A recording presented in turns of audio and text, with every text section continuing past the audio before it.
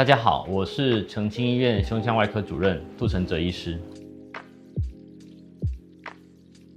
你知道吗？如果甲状腺结节就算是良性的，但如果它长得太大，也有可能会有压迫气管，甚至造成呼吸困难，以及增加猝死的风险哦。今天要分享的患者就是一位50多岁的女性，她平常的生活是勤于运动，非常健康，但是随着几年的追踪，脖子上在右侧有一个甲状腺的结节。越长越大，那没有想到，在这个胸腔电脑断层检查之中，发现患者脖子上面看到的甲状腺结节只是冰山一角，在胸腔里面的大小是更大，是脖子上看到的好几倍大。同时，我们也注意到整个气管已经完全被压迫到左边，只剩下窄窄的一线天的一个外观。这样的情形，患者却一直都没有明显的呼吸道症状，其实是非常神奇的。但是，这样的患者随着年纪增长，如果出现呼吸道分泌物，也就是痰液等等的情形，很有可能会气管在睡眠之中突然被压迫，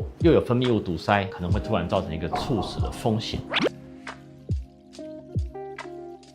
甲状腺结节就是甲状腺里面有长一颗东西，那多数呢还是良性的，但是如果有怀疑恶性的话，那可能就要接受手术。那或者是它肿瘤长得太大，有压迫到相对的食道、吞咽困难、气管呼吸困难，那可能要接受手术的治疗哦。那甲状腺结节常见的话，大部分都是女性族群，那或者是说它有家族史。那或者说它早期有一些放射线的暴露，或是有一些内分泌方面的一些疾病。那如果有一些相应的症状，像刚刚讲过的呼吸困难、吞咽困难，还是说有外观上的需求，那可能就要来做评估。那这一次的患者是一个右侧巨大的甲状腺结节，那它的范围从上面的颈部一路到胸腔，因为它有气管性的压迫，那在气管旁边有很重要的喉返神经，那如果误伤会导致病人的这个声音沙哑，所以上面呢我们采取利用神经监测器，把这个肿瘤跟神经好好的分离，然后把神经保留下来。那下面则由胸腔外科利用这个达文西精准的一个治疗，以及这个放大的效果，把肿瘤跟神经好好的做分开，让病人这个神经得以保留。这位患者的肿瘤已经侵犯到气管以及主动脉弓的附近，而我们心脏血管外科的任务就是使用叶克膜作为氧气以及血液循环的支援。那在手术当中，万一发生气管破裂以及主动脉弓破裂的时候，可以提供及时的血流以及氧气的支持，确保病人的生命安全。病患的麻醉具有高度风险，如果肿瘤持续性的压迫气管，可能会导致呼吸道完全阻塞。而就麻醉部分而言，必须要实行单肺麻醉。什么是单肺麻醉呢？就是在必要的时段，让手术该侧肺脏萎缩不通气，由另一侧的肺脏负责通气，如此就能够提供良好的手术视野。而要实行单肺麻醉，就必须使用双腔支气管内管，这是最合适的选择。在我综合考量之后，制定了如下的麻醉计划。第一，在麻醉诱导开始之前，先由心脏外科吴慧中医师以局部麻醉的方式，在病患的属膝部和左颈部放置好叶克膜的导管。第二，采用清醒插管的方式，让病患维持自发性的呼吸，然后放置左行的双腔支气管内管。它的长度可以越过气管受压迫的范围，到达阻塞处的远端。第三，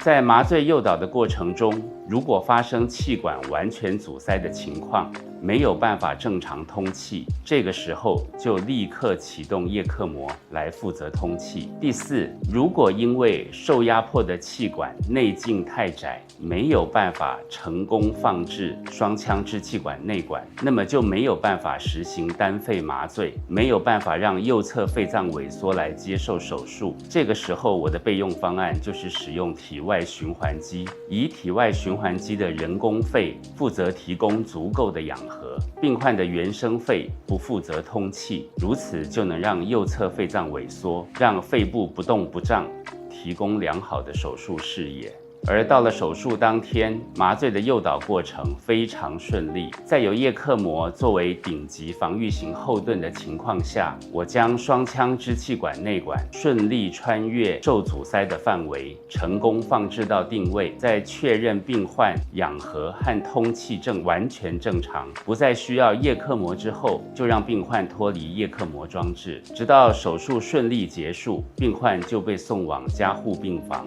继续照护。像这样子的跨科合作手术，非常重要的就是展现了我们包含面对高风险病人那呼吸道的处置，以及处置之后进入手术的部分，也需要多个专科，也就是包含耳鼻喉科，还有胸腔外科，在病人的脖子，在病人的胸腔都来进行完整的手术，那最后就得到一个很不错的手术的成果。达文西手术一样也是属于微创手术的一种，在大部分的手术情境，例如胸腔的肺结切除或肺叶切除，最大的手术伤口只有3到4公分，其他都是0.8公分的微创的小伤口，那就可以把手术来很精准的完成。那碰到像这位女士的案例，她的肿瘤位于非常高的卡在这个胸腔最高最深处的地方，它就很像我们身体结构有一些解剖结构特别刁钻的位置，例如像深部的骨盆腔啊，像深部的喉咙啊等等这些地方，它非常非常适合达文西的机器手臂进入到一个非常刁钻、非常困难的角度来进行手术。这个手术如果没有办法仰赖达文西很特殊的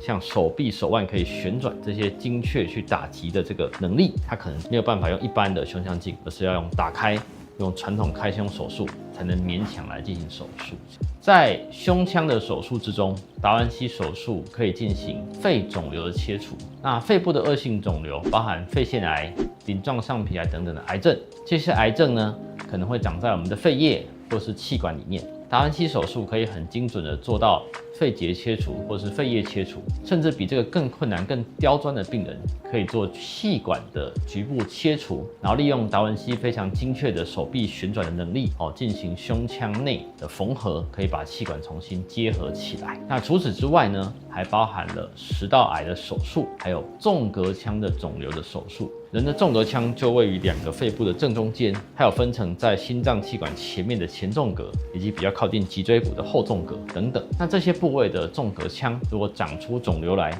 也可以利用这个方式来进行手术。事实上，今天讨论的这个案例，位于非常高位深部的甲状腺结节跑到胸腔里面来的情形，它也属于一种纵隔腔肿瘤的手术。最后我提醒大家，如果您或您的家人有颈部肿块、有呼吸困难，甚至有声音沙哑这些情形，那合并来出现的时候，请千万不要轻忽，一定要来到大医院检查，它可以帮你做颈部的超音波，或是胸腔的断层，来去做一个完整的扫描，来去确定你的病因是不是需要进一步的检查跟治疗。我们胸腔外科也会跟其他各科持续进行跨科合作，然后精进手术的技术，还有科技的实力，那一起来为病患的健康促进做努力，选择澄清，选择健康。